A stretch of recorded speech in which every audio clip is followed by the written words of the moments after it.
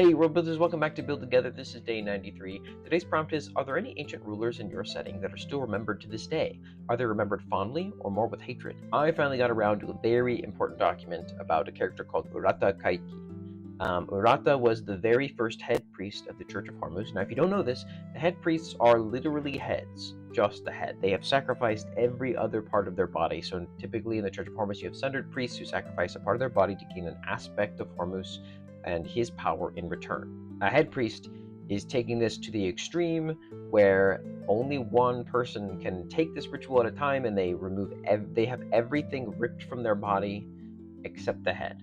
And this grants them all of these specialized workings and sort of magical divine vitality and power that is far more potent than anything any other sundered priest would get. And they also end up being the ruler of the theocratic nation Zohar, which is run by the Church of Hormus.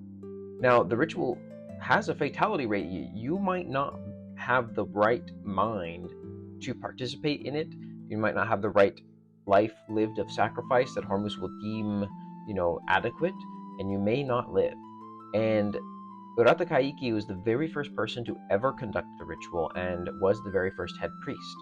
A lot of what I wrote about is sort of the legend of his backstory, his small life lived in Morris, to the sort of rise in the Church of Hormus, to finally being interviewed by the Torn Order, and them realizing that this man may be capable of pulling off this new ritual that they discovered that they don't think anyone else so far could really be adequate for.